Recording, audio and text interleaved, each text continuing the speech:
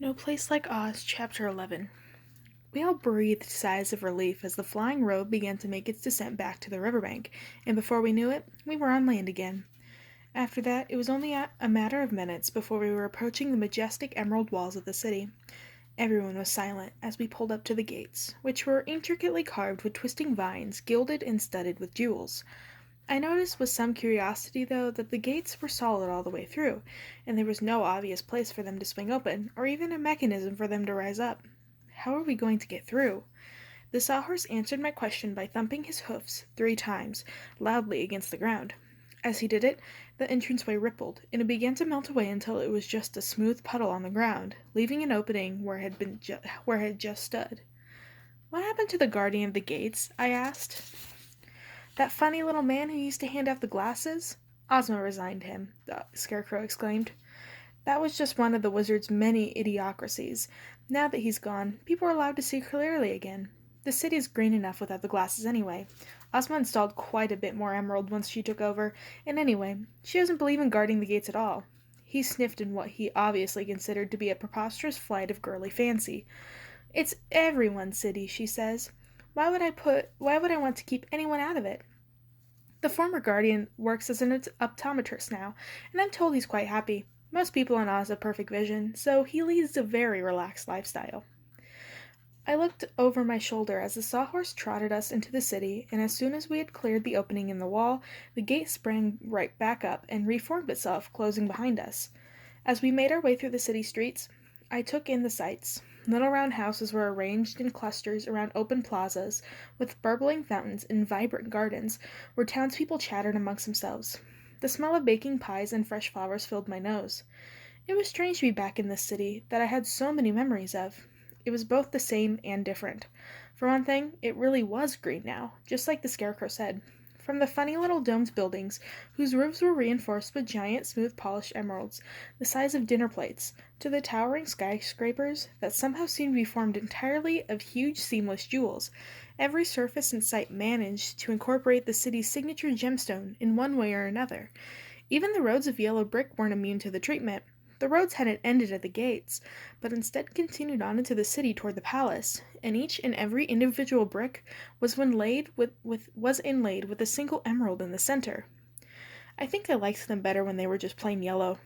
Ironically, it was only now that the guardian of the gates was gone that I actually could have used some glasses.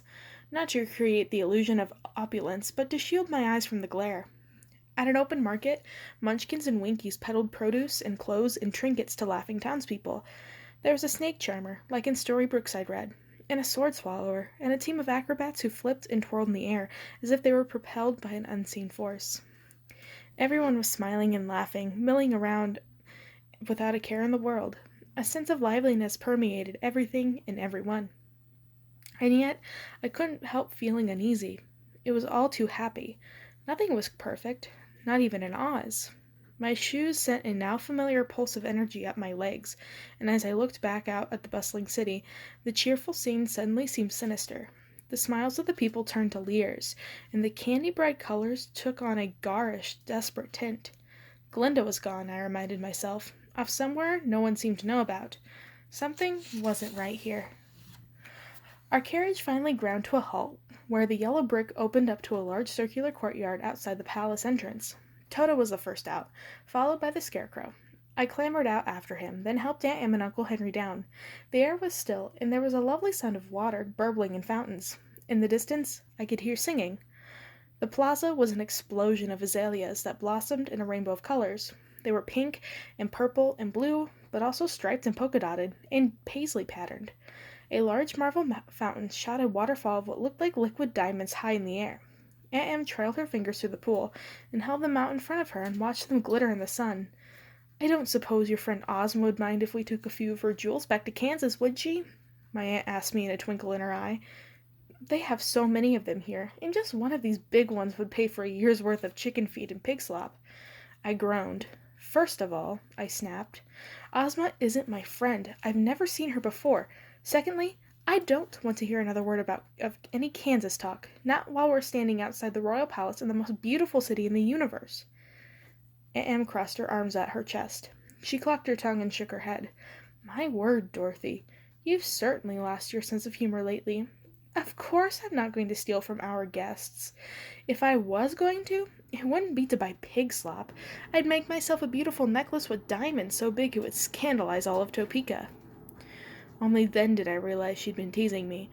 Sorry, I said sheepishly. I just. See here, Dorothy, she said. I know your uncle doesn't approve of staying here just as well as I know you don't want to ever go home if you can help it. Myself, I can see both sides of this. It is a lovely country, not counting those terrible trees. But our whole life is back on the farm. We could have a new life here, a better life. We could, she agreed. But would it really be so much better? What would we do all day, with no cows to milk or fences to mend? We'd go crazy before long. I shook my head empathetically. There's so much to do here, I said. You've hardly seen any of it. Maybe, Em said with a shrug, and maybe it wouldn't matter. At any rate, I say we're here now, and we might as well enjoy ourselves. I am enjoying myself, I said. It seems to me that you're awfully sour for someone who's having the time of her life, Aunt Em said. I was trying to decide how to respond to that when the enormous doors of the palace swung open and a small, delicate figure came hurtling down to the grand, emerald-studded steps.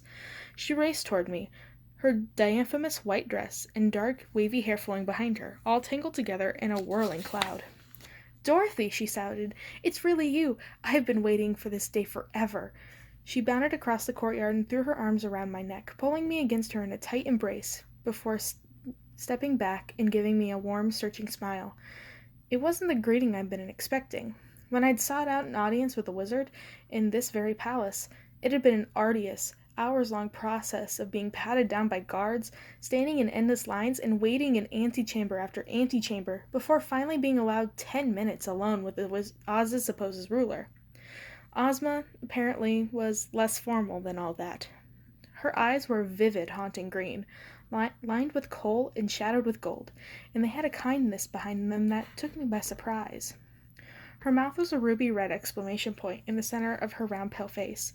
She was tiny, too. The top of her head barely reached my shoulders. She wore a tall golden crown with the word Oz inscribed in it, and had two big red poppies tied into her hair, one on either side of her face, fastened with long green ribbons. She had a golden scepter tucked under her arm as casually as a normal person would carry an umbrella. I can't believe I'm finally meeting you, she said. I was so excited when I heard from the Munchkins that you would come back. The famous Dorothy Gale, the Witch Slayer. I suppose I owe you a thank you for saving my kingdom. Anyone would have done the same, I said, waving the praise away. I stole a quick glance over at my uncle and aunt and saw that Uncle Henry had his arm around Aunt Em and was pointing at various buildings in the distance. Are those your parents? The princess asked, gesturing at them with her scepter, which I now saw was topped with the same insignia that was on her crown, a gold the size of my palm, that enclosed a smaller stylized Z. Oh no, I said. This is my Aunt Em and Uncle Henry. I live with them back in... Her eyes lit up. Oh yes, Kansas. It sounds like such a fantastic place.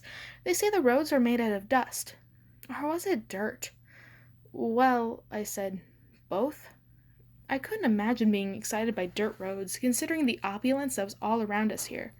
But Ozma was already rushing over to Aunt Em and Uncle Henry. For their part, they seemed to be adjusting to the idea of meeting royalty. They wore the same friendly expressions that they used for greeting a neighbor's out-of-town cousin at the church breakfast. Ozma leaned down and patted Toto on the head. He was so happy to be back that he was running in circles. And this is little Tutu? He snarled at her. Toto didn't like it when people got his name wrong. Toto, I corrected quickly. Of course, she said. How silly of me. I guess I owe him my thanks as well. She knelt down and scruffled his fur, and while he bristled at first, soon he was happily licking her hand. The princess turned her attention back to Aunt Em and Uncle Henry. We have rooms for all of you, and the finest clothes in the city, she said. I want you to know that for as long as you're here, you can make full use of everything in the palace. My servants are used to command. That won't be necessary, Uncle Henry said hesitantly. We're not planning on staying long. Ozma tilted her head in confusion. Oh? Uncle Henry, I started. We only just got here. We need to get home, Aunt Em explained apologetically to Ozma. You have a beautiful kingdom, But we're not the magical types. We have a farm back home, you see, and responsibilities. Ozma waved her scepter with an air of dismissal. Of course, I heard such things about Kansas. I don't doubt that you're eager to get back there. But I've waited so long to meet Dorothy. Surely you can't stay for a little bit? Ozma called out, Jellia, show the Gales to their quarters, please, and please make sure their every need is attended to. Before they could protest, a round, cheery-faced maid with blonde hair and green uniform emerged from the main building and led Aunt Em and Uncle Henry up the stairs inside. They glanced back over at their shoulders as they stepped through the entrance, a look of trepidation on their faces. Toto, I said, almost feeling guilty when I saw how out of their element they looked. Why don't you keep them company? With a sharp bark, he went bounding after them. Ozma moved her attention to the Scarecrow, who hadn't said a word since we arrived. I'm so pleased you came today, she said. There's a delegation here from Gillikin Country, and I could really use someone with brains in the room when it comes to dealing with them. She looked at me with an air of wry conspiracy. Keeping everyone in Oz happy is no small feat, she said. Every day there's a new visitor with a new list of requests. Easily met, most of them, but you have no idea how dull it can be sitting in those meetings. The Scarecrow bowed. I'm at your service, Princess. Oh, stop that, she said, rolling her eyes. You know how bowing makes me uncomfortable. Of course, he said. The delegation is in the reception room, Ozma said. They shouldn't give you too much trouble, but you know how the Gilkins are. Always bickering amongst themselves and forgetting what they even want in the first place. It could take some time. Well, it's a good thing I don't require sleep. The Scarecrow leaned in to give me a peck on the cheek. As he did, he whispered, Remember, be careful, and not a word about the shoes. As I watched him go, Ozma grabbed me by the elbow. Come inside the castle. Let me show you what I've done. The main hall of the palace was magnificent, but there was a surprising coziness to it, too. You could tell someone actually lived there. Ozma had lined the walls with damask wallpaper and filled the space with plush velvet couches overflowing with throw pillows, and ornate end tables and carved oak chairs upholstered in leather. From the diamond-shaped black and white tiles on the floor to the crystal chandeliers to the lush, exotic-looking plants sprouting from every corner of the room, it felt stately and elegant, but warm and welcoming too. What do you think? Ozma asked almost nervously as we walked past a dramatic sweeping staircase. It almost felt like she wanted me to be impressed. I was a bit surprised when she seemed to care how much about my opinion. She was a princess, after all, a descendant of the fairy Lorraine, supposedly, and the heir to the greatest kingdom in the world. I was just an ordinary farm girl from dusty gray Kansas. What did I know about interior decoration? It's very nice, I said, as if I saw beautiful grand things all the time, and this was just another one of them. You've made it so much nicer than when the wizard lived here. Yes, well, he did have a bachelor's taste, didn't he? Anyway, all of this is thanks to you, Dorothy. You've saved my kingdom when I was... She paused. You know, indisposed. But if it wasn't for you, the witches would probably be living here now. She shuddered. Could you imagine what they would have done with the place? You have no idea how much I owe you. I looked around at this dream palace full of treasure and beauty and luxury, and suddenly I had a pretty good notion of what she owed me. Actually, maybe I was just the teeniest bit jealous that she got to live like this, all thanks to me. There was a part of me that wondered if I would have been the princess if I'd stayed. Of course, I said, forcing a smile. Oz was in danger. I only did what what any decent person would have done. No, Dorothy, not anyone would do that. You did it. You're more special than you know. How could I argue with that? Okay, I admitted modestly. Maybe I am a little special. Ozma threw her head back and let out a lifting, magical giggle. I think we're going to be great friends, she said, wrapping an arm around my waist and tipping her head against my shoulder. She led me through the great entrance hall to a series of French doors that looked out into a lush, expansive garden dotted with fountains and topiary sculptures. So do I said, remembering what the Scarecrow had told me. If I was going to find Glinda, it appeared that I had to make Ozma trust me. I had to become her friend. Truthfully, it didn't seem like it would be very difficult. It's a beautiful day, Ozma said. Well, it's always a beautiful day here, but still. Let's take a walk in the gardens. I've got so much to ask you. Starting with how in the world you got here.